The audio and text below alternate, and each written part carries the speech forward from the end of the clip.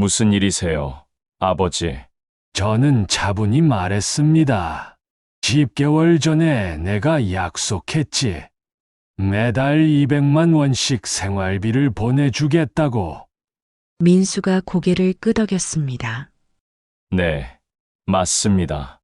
그런데 10개월 동안 돈 한 푼도 못 받았다. 민수의 얼굴이 굳어졌습니다. 그게 무슨 말씀이세요?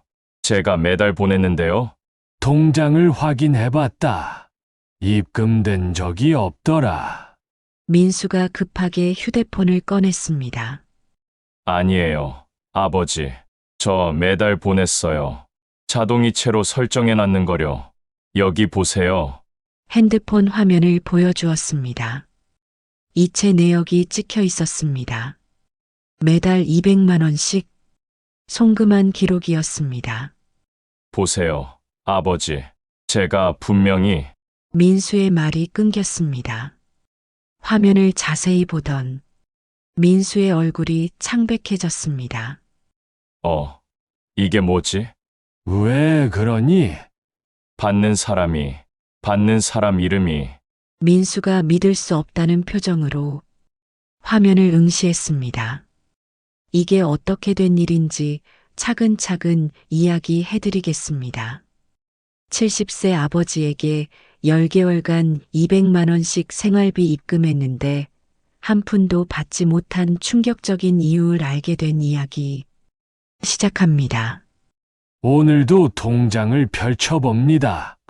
몇 달째 변함없는 잔고를 보며 한숨이 나옵니다. 아들이 매달 200만 원씩 보내주기로 약속한 지 10개월이 지났습니다. 하지만 단 한 푼도 들어오지 않았습니다. 기다리고 있지만 통장은 여전히 조용합니다. 제 이름은 김정호. 올해 70입니다.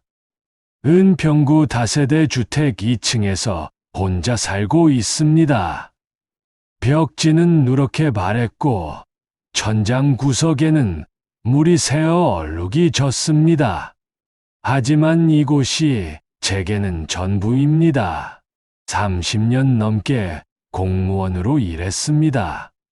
성실하게 살았다고 자부합니다.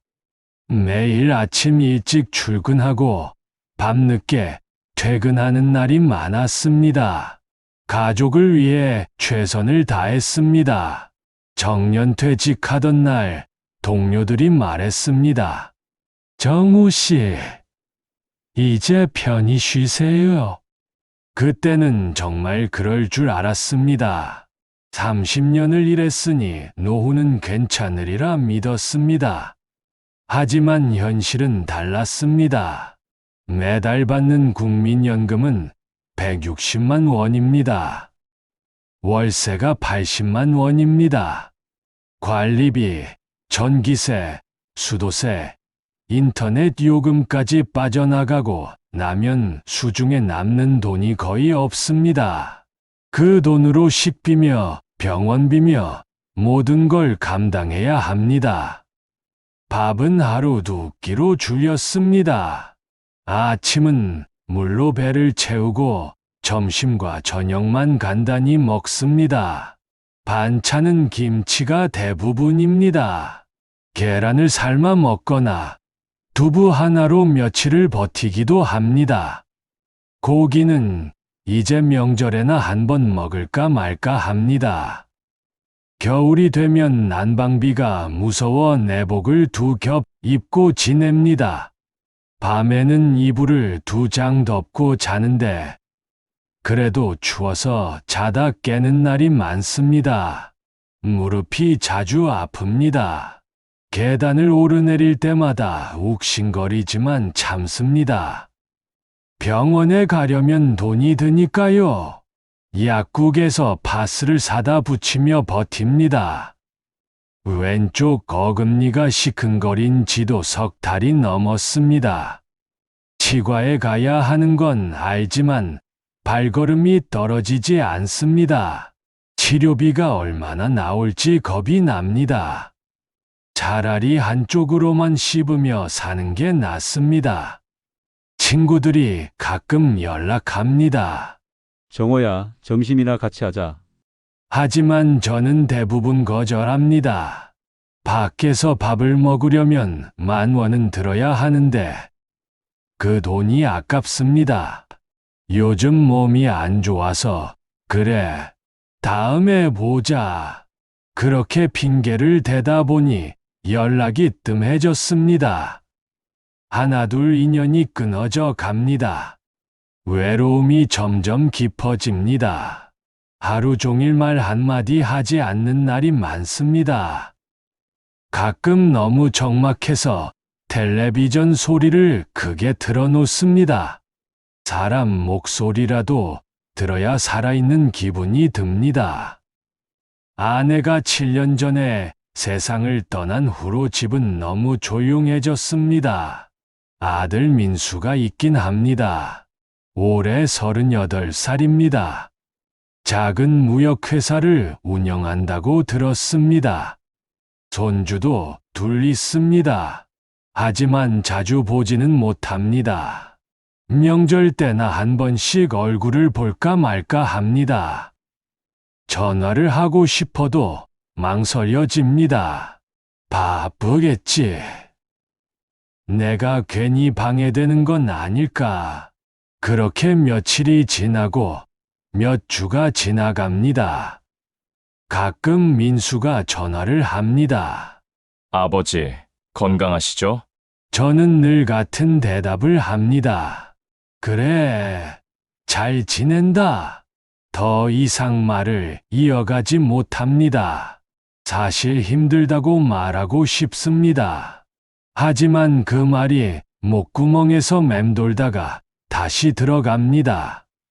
괜히 아들한테 짐이 되고 싶지 않습니다.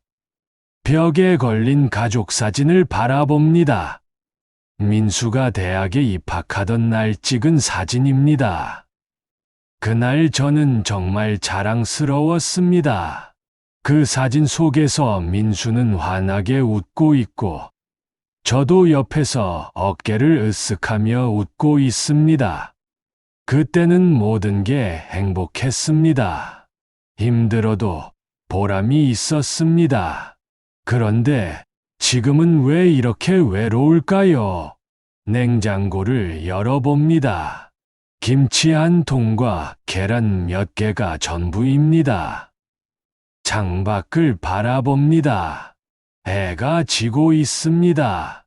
또 하루가 갑니다. 저는 조용히 중얼거립니다. 이게 내 노년이구나. 10개월 전 여름이었습니다. 민수네 가족이 모두 집으로 왔습니다. 손주들도 함께 왔습니다. 오랜만에 온 가족이 한자리에 모였습니다. 저는 아침부터 부산하게 움직였습니다. 마트에 가서 고기도 사고 아이들이 좋아하는 과일도 샀습니다. 평소엔 아끼지만 이럴 때만큼은 아낄 수 없었습니다. 손주들이 좋아하는 모습을 보고 싶었습니다. 할아버지, 현관문이 열리고 손주들이 뛰어 들어왔습니다. 집 안이 순식간에 시끌벅적해졌습니다. 그 소리가 좋았습니다. 민수와 며느리, 수진도 들어왔습니다. 아버지, 안녕하세요. 그래, 잘 왔다. 밥상을 차렸습니다. 오랜만에 푸짐한 식탁이었습니다. 손주들이 고기를 맛있게 먹는 모습을 보니 배가 부른 기분이었습니다. 밥을 다 먹고 손주들이 방에서 놀고 있을 때였습니다. 민수가 진지한 표정으로 제 앞에 앉았습니다. 수진도 옆에 앉았습니다. 뭔가 할 말이 있는 것 같았습니다. 민수가 입을 열었습니다. 아버지, 말씀드릴 게 있습니다. 그래, 말해봐라. 회사가 이제 자리를 잡았습니다. 처음에는 힘들었는데 요즘 거래처도 많이 늘었고 매출도 많이 올랐습니다. 저는 고개를 끄덕였습니다. 그래, 다행이구나. 민수가 제 손을 잡았습니다. 그동안 아버지 혼자 지내시게 해서 죄송했습니다. 이제부터 매달 생활비를 보내드리겠습니다. 200만 원씩 보내드릴게요. 그 순간 가슴이 뭉클했습니다. 눈시울이 뜨거워졌지만 애써 참았습니다. 손주들 앞에서 할아버지가 우는 모습을 보이고 싶지 않았습니다. 아니다, 괜찮다. 내가 사업하는데 돈이 필요할 텐데. 아닙니다. 아버지, 제가 이제 여유가 생겼습니다. 아버지 혼자 계신데 제대로 챙겨드리지 못해서 늘 마음이 무거웠습니다. 수진도 거들었습니다. 아버님, 저희가 당연히 해야 할 일입니다. 받아주세요. 저는 잠시 말을 잇지 못했습니다. 그동안 혼자 버티느라 힘들었던 순간들이 주마등처럼 스쳐 지나갔습니다. 그래, 고맙다. 겨우 그 말만 했습니다. 더 이상 말하면 눈물이 날 것 같았습니다. 민수가 환하게 웃었습니다. 다음 달부터 보내드릴게요. 계좌번호 알려주세요. 저는 고개를 끄덕였습니다. 그날 밤 가족들이 다 돌아간 후 설거지를 했습니다. 싱크대 앞에 서서 그릇을 닦으며 중얼거렸습니다. 내가 잘못 키운 게 아니구나. 눈물이 흘러내렸습니다. 이번엔 참지 않았습니다. 혼자니까 괜찮았습니다. 30년 동안 고생해서 키운 보람이 있다는 생각이 들었습니다. 힘들게 번 돈으로 학원비 대주고, 대학 보내고, 결혼 자금 보태주고, 그 모든 게 헛되지 않았다는 생각이 들었습니다. 그날 밤은 오랜만에 편히 잠들었습니다. 다음 달부터는 조금 여유가 생기겠구나 싶었습니다. 월세 걱정을 덜 수 있겠구나. 병원에도 갈 수 있겠구나. 친구들 만나서 밥 한 끼 같이 먹을 수 있겠구나. 그런 생각을 하니 가슴이 벅찼습니다. 첫 달이 지났습니다. 통장을 확인했지만 입금된 돈은 없었습니다. 깜빡했나 보구나. 바쁘다 보니 그럴 수 있지. 2달째가 지났습니다. 여전히 통장은 조용했습니다. 다음 달엔 보내주겠지. 3달째가 지났습니다. 조금씩 불안해지기 시작했습니다. 하지만 전화를 걸 수가 없었습니다. 4달째가 되었을 때 용기를 내서 민수에게 전화를 걸었습니다. 민수야. 아버지, 무슨 일이세요? 그게 생활비 말이다. 입금이 아직 안 되었더구나. 잠시 침묵이 흘렀습니다. 그래요. 자동이체 해놨는데 풀어졌나 봐요. 이상하네요.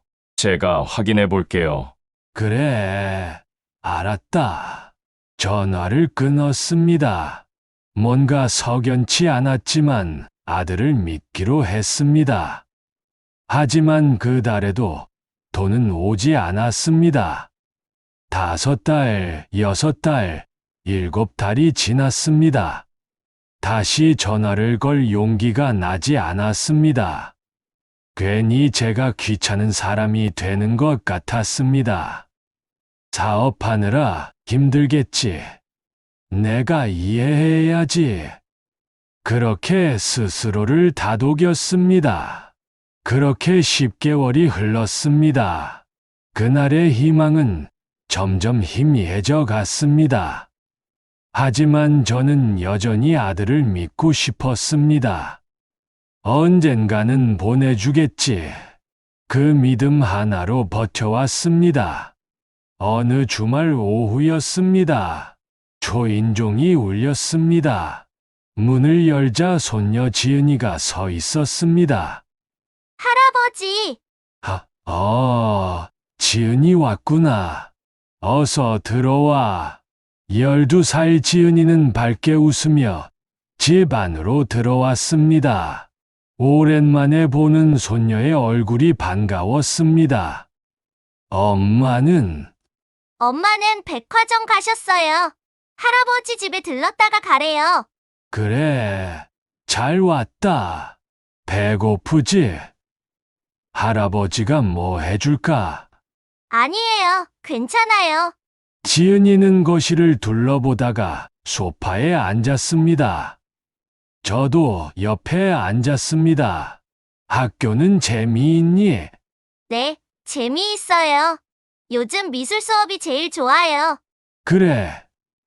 우리 지은이가 그림을 잘 그리나 보구나. 지은이와 이런저런 이야기를 나누었습니다. 손녀와 단둘이 있는 시간이 좋았습니다. 한참 이야기하다가 지은이가 물었습니다. 할아버지, 목 안 마르세요? 저 물 좀 마셔도 돼요? 그래, 할아버지가 가져다 줄게. 부엌에 가서 물을 따라왔습니다. 컵이 오래되어 약간 흐려졌지만 깨끗이 씻어서 내놓았습니다. 지은이가 물을 마시며 말했습니다. 할아버지, 저희 이번 주말에 외할머니 댁 다녀왔어요. 그래, 외할머니는 잘 계시더냐? 네, 잘 계세요. 그리고요, 엄마가 외할머니한테 선물 드렸어요. 지은이의 목소리가 들떠 있었습니다. 그래, 무슨 선물인데? 명품 가방이요. 엄청 예쁜 거예요. 외할머니가 너무 좋아하셨어요. 저는 고개를 끄덕였습니다. 그래, 교도하는구나. 지은이가 핸드폰을 꺼내 보여주었습니다. 할아버지, 이거요. 이 가방이에요. 제가 인터넷에서 찾아봤는데요. 화면을 보니 명품 브랜드의 가방이었습니다. 엄청 비싸대요. 1,000만 원은 한다고 했어요. 그 순간 손에서 컵이 미끄러질 뻔했습니다. 간신히 잡았지만 물이 조금 흘렀습니다. 할아버지, 괜찮으세요?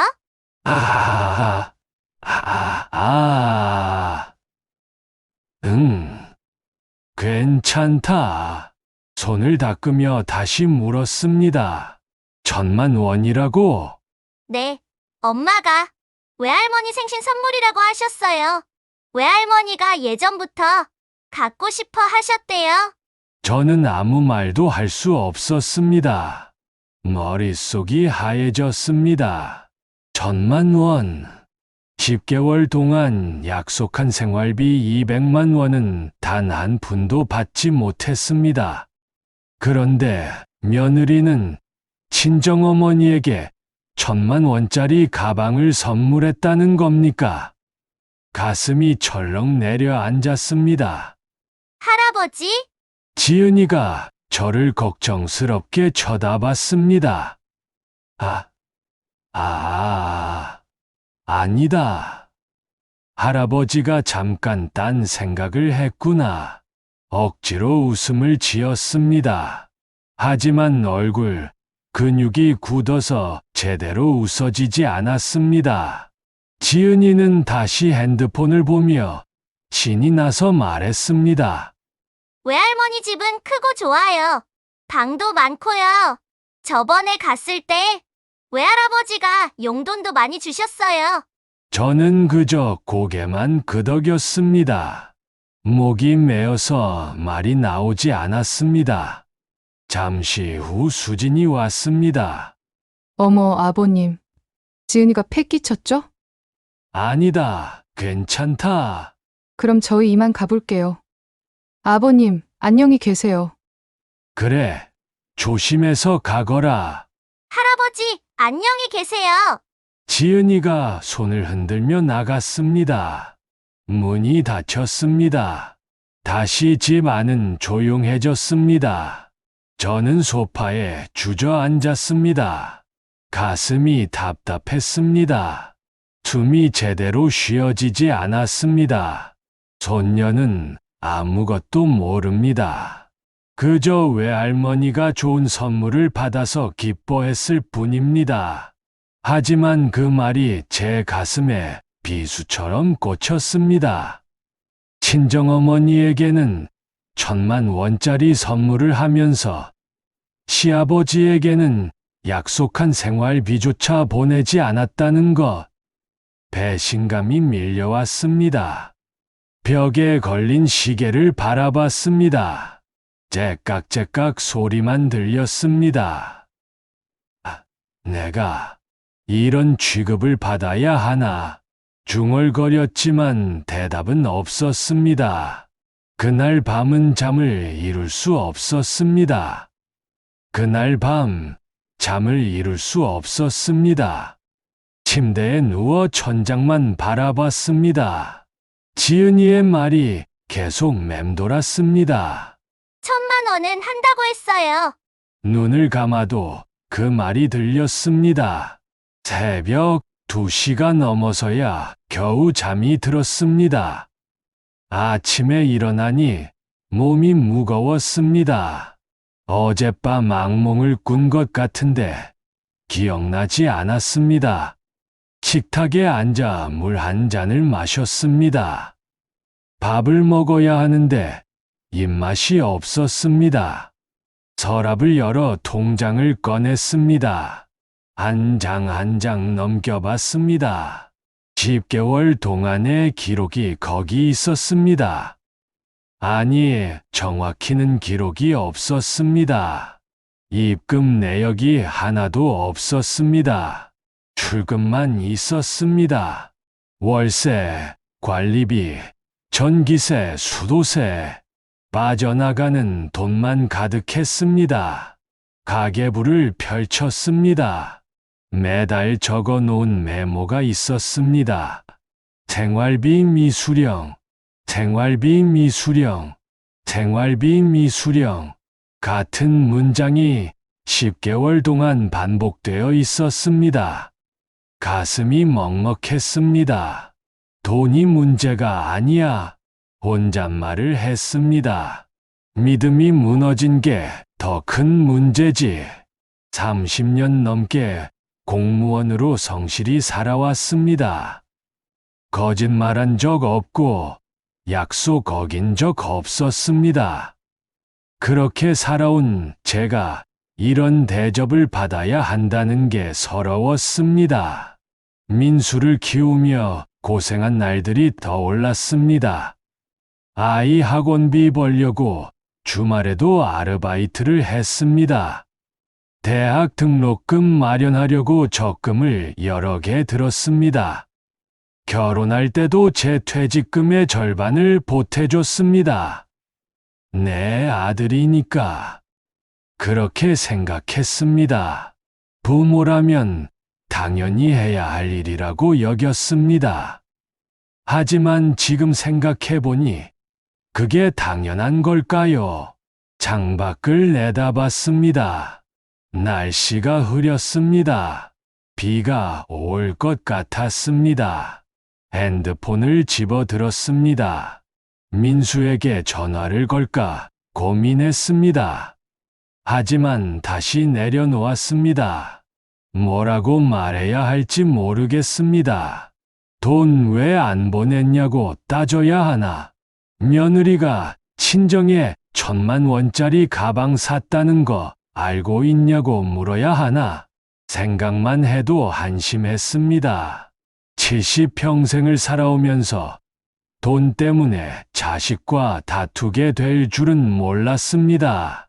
저녁이 되었습니다. 밥을 차려 놓았지만 먹기 싫었습니다.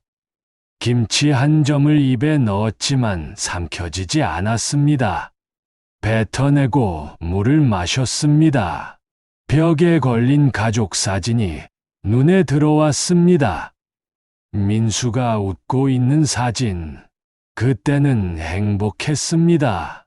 아버지, 제가 성공해서 아버지 편하게 해드릴게요. 그렇게 말하던 아들이었습니다. 그 약속을 믿었습니다. 10개월을 기다렸습니다. 하지만 돌아온 건 배신감뿐이었습니다. 눈물이 흘러내렸습니다. 이번엔 참지 않았습니다. 울고 싶었습니다. 한참을 울었습니다. 소리 내서 울었습니다. 가슴 속에 쌓였던 서러움이 터져 나왔습니다. 울고 나니 조금 후련했습니다. 휴지로 눈물을 닦았습니다. 거울을 봤습니다. 늙은 제 얼굴이 보였습니다. 주름이 깊게 패여 있었습니다. 이제 어떻게 해야 하지? 스스로에게 물었습니다. 이대로 계속 참고 살아야 할까요? 아니면 아들에게 다져 물어야 할까요? 답이 나오지 않았습니다.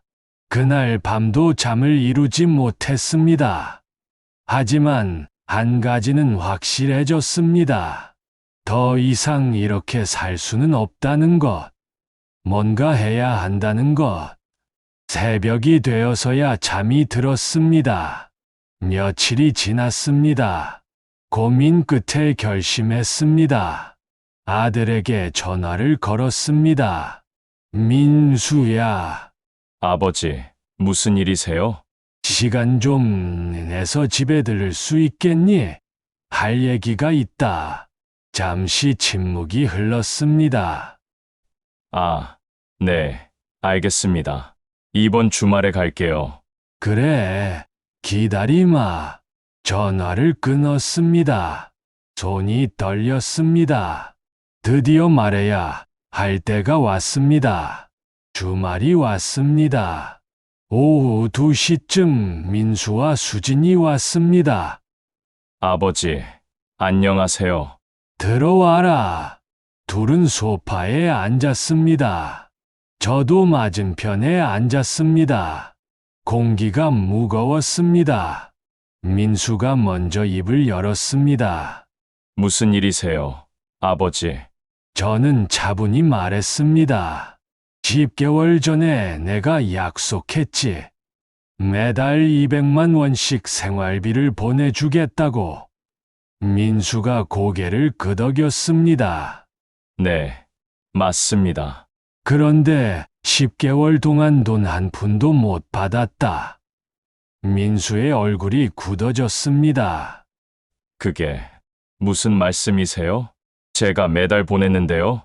통장을 확인해봤다. 입금된 적이 없더라. 민수가 급하게 휴대폰을 꺼냈습니다. 아니에요, 아버지. 저 매달 보냈어요. 자동이체로 설정해놨는 거려. 여기 보세요. 핸드폰 화면을 보여주었습니다. 이체 내역이 찍혀 있었습니다. 매달 200만 원씩 송금한 기록이었습니다. 보세요, 아버지. 제가 분명히 민수의 말이 끊겼습니다. 화면을 자세히 보던 민수의 얼굴이 창백해졌습니다. 이게 뭐지? 왜 그러니? 받는 사람 이름이 민수가 믿을 수 없다는 표정으로 화면을 응시했습니다. 수진이네요. 받는 사람이 제 아내 이름이에요. 저도 화면을 봤습니다. 받는 사람 박수진이라고 선명하게 적혀 있었습니다. 민수가 천천히 고개를 돌려 아내를 봤습니다. 수진은 고개를 숙이고 있었습니다. 수진아, 이게 무슨 일이야? 수진은 아무 말도 하지 않았습니다. 저는 조용히 물었습니다. 민수야, 자동이체 설정할 때 계좌번호 누가 알려줬니? 민수가 기억을 더듬었습니다. 그때 제가 바빠서 제 아내한테 아버지 계좌번호 물어보라고 했어요. 그래서 제 아내가 아버지한테 전화해서 계좌번호 받아왔다고 했어요. 그래서 그 번호로 자동이체 설정했는데 민수의 목소리가 떨렸습니다. 처음 설정할 때 받는 사람 이름 확인 안 했니? 그때는 바빠서 대충 봤어요. 그냥 계좌번호만 보고 설정했어요. 자동이체니까 한 번만 설정하면 되잖아요. 그 후로는 확인 안 했고요. 민수가 아내를 똑바로 쳐다봤습니다. 수진아, 아버지한테 전화해서 계좌번호 물어봤다고 했잖아. 그게 거짓말이야? 수진이 고개를 더 숙였습니다. 민수의 목소리가 높아졌습니다. 대답해! 아버지한테 전화 안 하고 내 계좌번호를 준 거야? 수진의 어깨가 떨렸습니다. 저는 낮게 떨리는 목소리로 말했습니다. 수진아, 나 좀 봐라. 수진이 천천히 고개를 들었습니다. 얼굴이 하얗게 질려 있었습니다. 내가 민수한테 내 계좌번호라고 거짓말하고 내 계좌번호를 알려준 거지. 수진의 눈에서 눈물이 흘러내렸습니다. 민수가 벌떡 일어났습니다. 도대체 왜 그런 짓을 한 거야? 미안해요. 미안해요. 수진이 울기 시작했습니다. 저는 가슴이 무너지는 것 같았습니다. 며느리가 일부러 거짓말을 하고 돈을 가로챈 것입니다. 10개월 동안 아들을 의심했던 제 자신이 부끄러웠습니다. 민수가 소리쳤습니다. 2천만 원이야! 2천만 원을 내가 가져간 거야? 수지는 고개를 숙인 채 흐느꼈습니다. 저는 민수를 말렸습니다. 민수야, 일단 진정해라. 아버지, 어떻게 진정하라는 거예요? 제 아내가 거짓말해서 아버지께 드릴 돈을 가로챘다고요. 알았다. 일단 앉아라. 민수가 주먹을 쥔 채 다시 소파에 앉았습니다. 저는 수진을 바라봤습니다. 수진아, 그 돈 어디에 썼니? 수진이 고개를 들었습니다. 눈물 범벅이 된 얼굴이었습니다. 죄송해요, 아버님. 제가 말을 잇지 못하고 다시 울었습니다. 침묵이 흘렀습니다. 무거운 침묵이었습니다. 밖에서 차 소리가 들렸습니다.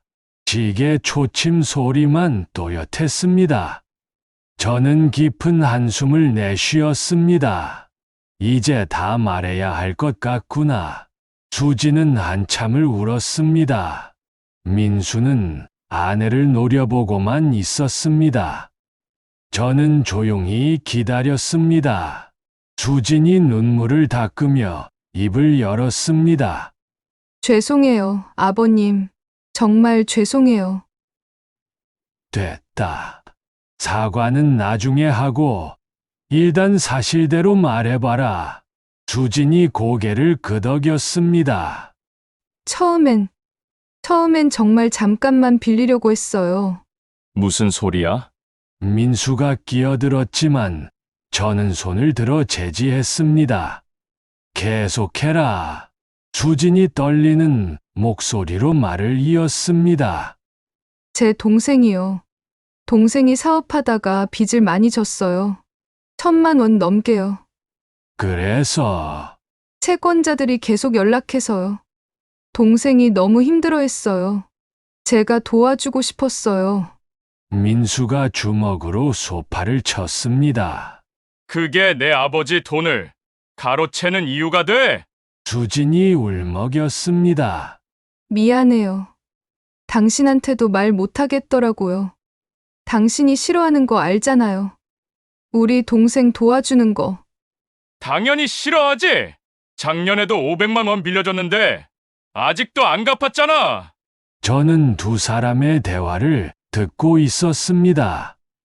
가슴이 답답했습니다. 그래서 내가 계좌번호를 바꾼 거구나. 수진이 고개를 끄덕였습니다. 민수 오빠가 아버님께 생활비 보낸다고 했을 때요. 제가 계좌번호 알려드린다고 했어요. 그리고 제 계좌번호를 알려드렸어요. 2천만 원을 다 동생 빚 갚는데 쓴 거냐? 아니요. 그건 아니에요. 수진이 고개를 숙였습니다. 1,000만 원은 동생한테 줬고요. 나머지는 저희 생활비로 썼어요. 애들 학원비도 올랐고, 집 리모델링도 했고, 민수가 믿을 수 없다는 표정을 지었습니다. 그럼 엄마 명품 가방은? 수진이 움찔했습니다. 그것도 그 돈으로 샀어요. 저는 깊은 한숨을 내쉬었습니다.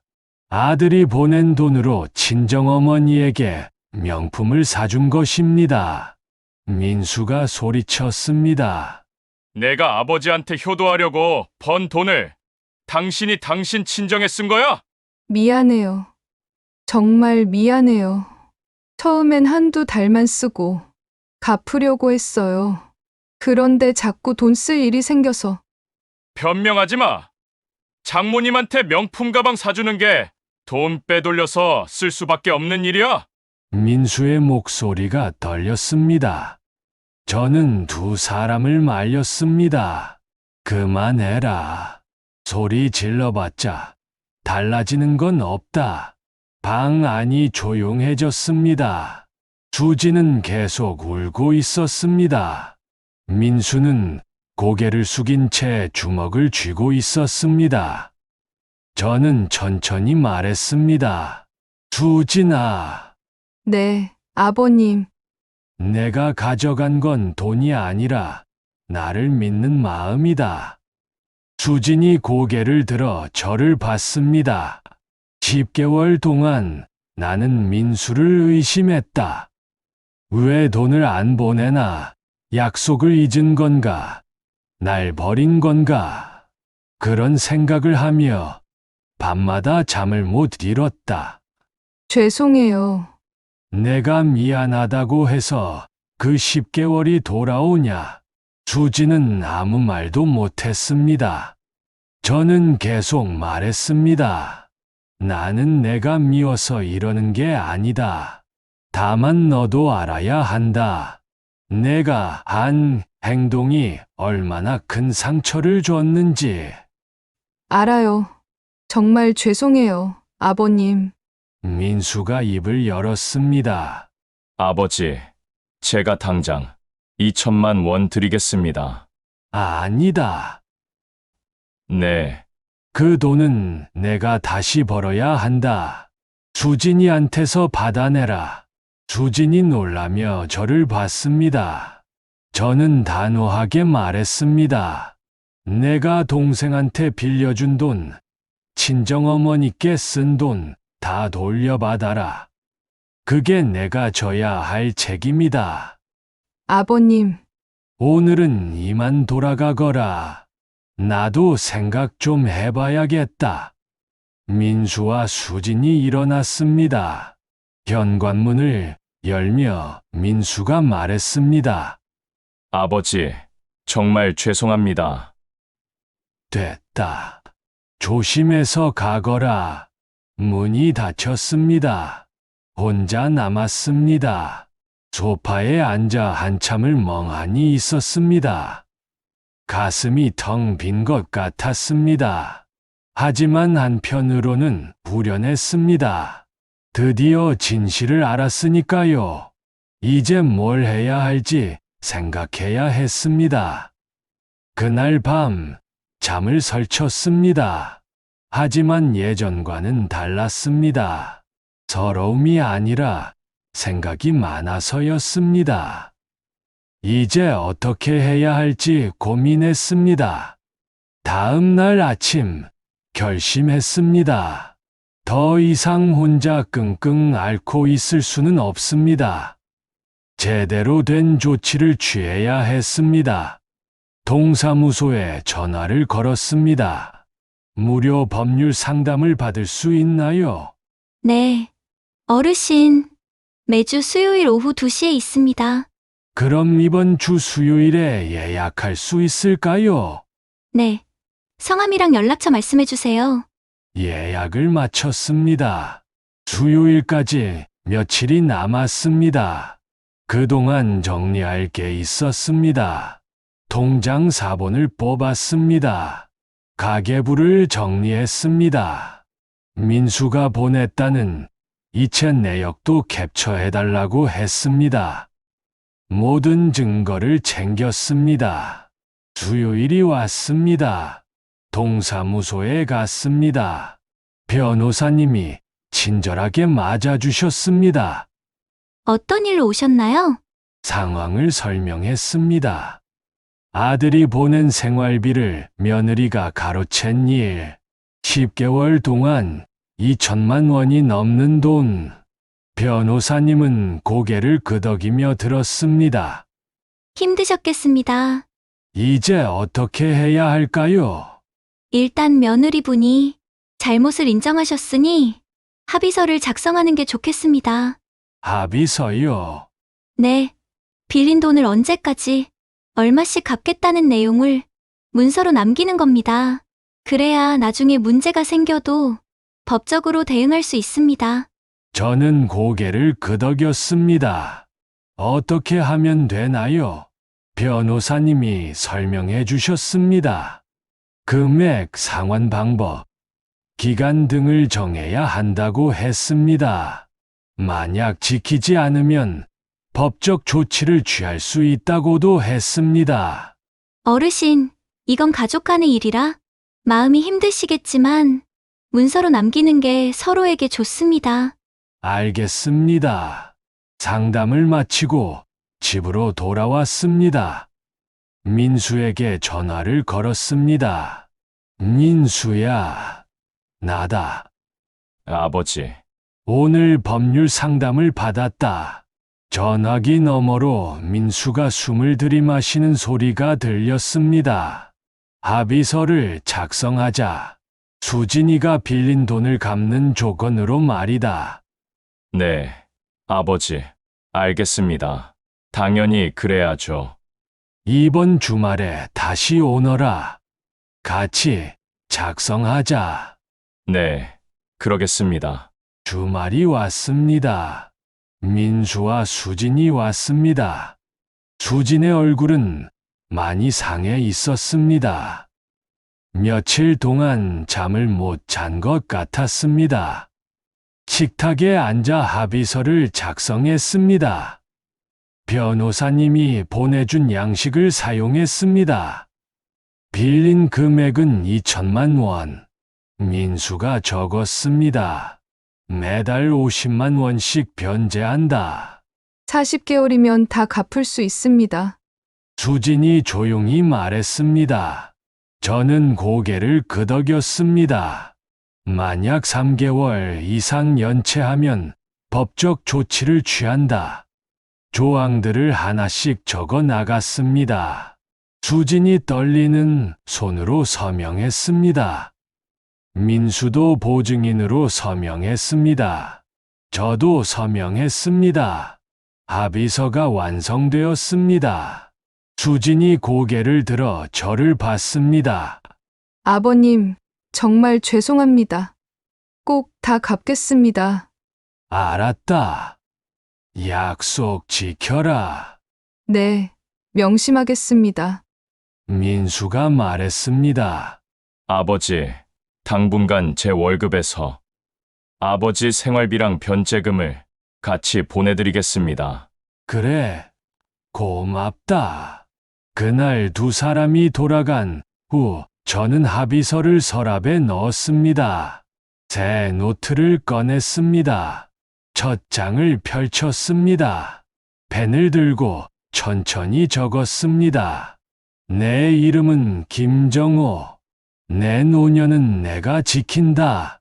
그 문장을 보며 다짐했습니다. 더 이상 침묵하지 않겠다고. 더 이상 참기만 하지 않겠다고. 제 삶은 제가 지키겠다고. 그렇게 다짐하니 마음이 조금 가벼워졌습니다. 창밖을 봤습니다. 해가 지고 있었습니다. 하지만 오늘의 노을은 예전과 달라 보였습니다. 조금 더 밝게 빛나는 것 같았습니다. 몇 달이 흘렀습니다. 수지는 약속대로 매달 50만 원씩 변제금을 보내왔습니다. 민수도 매달 생활비 200만 원을 빠짐없이 보냈습니다. 통장에 돈이 들어오는 걸 확인할 때마다 마음이 복잡했습니다. 기쁘면서도 씁쓸했습니다. 이렇게까지 해야 했나 싶으면서도 이게 맞는 길이라는 생각이 들었습니다. 돈이 조금 생기니 생활이 나아졌습니다. 하루 세 끼를 먹을 수 있게 되었습니다. 병원도 갈 수 있었습니다. 그동안 미뤄왔던 치과 치료도 받았습니다. 친구들한테 연락도 했습니다. 오랜만에 밥 한 끼 같이 먹고 이야기를 나누었습니다. 조금씩 일상이 돌아왔습니다. 하지만 뭔가 여전히 허전했습니다. 혼자 사는 집은 여전히 조용했습니다. 밤이 되면 외로움이 밀려왔습니다.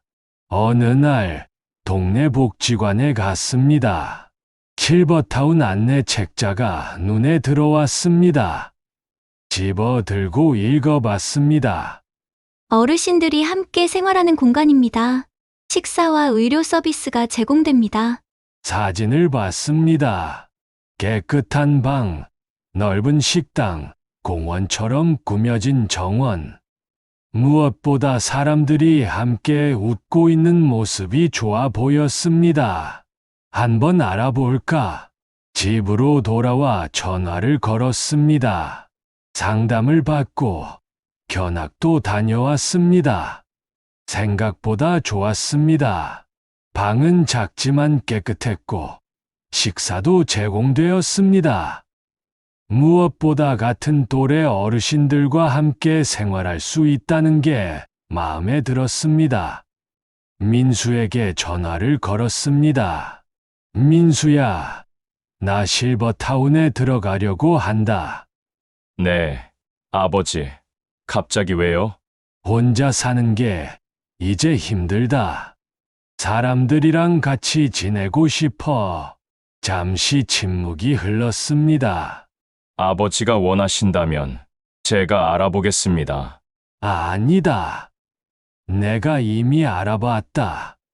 다음 달에 입주한다. 비용은 제가 드릴게요. 아니다. 내가 받는 생활비로 충분하다. 너도 변제금 받아야 하잖니? 그래도 됐다. 내일은 내가 알아서 한다. 전화를 끊었습니다. 다음 달 짐을 쌌습니다. 오래 살던 집을 떠나는 게 아쉬웠지만 새로운 시작이라고 생각했습니다. 실버타운에 도착했습니다. 직원분들이 친절하게 맞아주셨습니다. 김정우 어르신, 환영합니다. 방으로 안내받았습니다. 작지만 깨끗한 방이었습니다. 창문을 열자 햇살이 쏟아져 들어왔습니다. 정원이 보였습니다. 나무들이 바람에 흔들리고 어르신들이 산책하는 모습이 보였습니다. 짐을 풀었습니다. 벽에 가족 사진을 걸었습니다. 민수가 대학에 입학하던 날 찍은 사진. 그 사진을 보며 웃었습니다. 예전처럼 서럽지 않았습니다. 저녁이 되어 식당에 갔습니다. 여러 어르신들이 함께 식사하고 있었습니다. 새로 오셨어요? 여기 앉으세요. 한 할머니가 자리를 권했습니다. 감사합니다. 함께 밥을 먹으며 이야기를 나누었습니다. 오랜만에 식사 시간이 즐거웠습니다. 며칠이 지났습니다. 아침마다 공원을 산책했습니다. 이웃 어르신들과 인사를 나누었습니다. 함께 운동도 하고 바둑도 두었습니다. 점점 적응이 되어 갔습니다. 어느 주말, 지은이가 찾아왔습니다. 할아버지, 지은이 왔구나. 할아버지, 여기 좋아요. 정원도 예쁘고. 그래, 할아버지도 마음에 든다. 함께 정원을 산책했습니다. 지은이가 말했습니다. 할아버지, 요즘 얼굴이 좋아 보여요. 전보다 더 밝아진 것 같아요. 그래, 네, 더 단단해진 것 같기도 하고요. 저는 지은이의 머리를 쓰다듬었습니다. 그래, 할아버지가 달라졌단다. 어떻게요? 이제는 내 이름도, 내 산도, 내 노년도 내가 지킨단다. 지은이가 환하게 웃었습니다. 멋있어요, 할아버지. 그날 저녁, 방으로 돌아왔습니다. 창밖으로 바람이 불어왔습니다. 커튼이 살랑거렸습니다. 노트를 펼쳤습니다. 첫 장에 적었던 문장을 다시 읽었습니다. 내 이름은 김정호. 내 노년은 내가 지킨다. 그 문장 아래에 새로 적었습니다. 그리고 나는 다시 병원을 찾았다. 펜을 내려놓았습니다. 창밖을 바라봤습니다. 달이 밝게 떠 있었습니다. 별도 반짝이고 있었습니다. 오랜만에 속 깊은 평온을 느꼈습니다. 힘들었던 시간들이 있었습니다.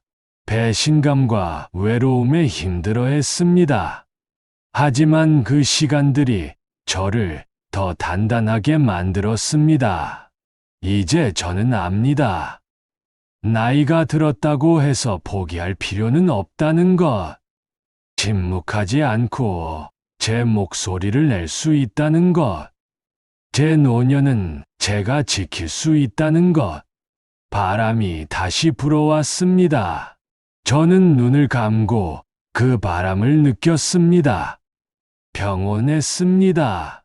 정말로 평온했습니다. 오늘 이 시간이 여러분 삶의 전환점이 되길 바랄게요. 끝까지 들어주셔서 진심으로 고맙습니다. 늘 건강하시고 행복하세요. 그럼 다음 이야기에서 다시 만나요. 안녕히 계세요.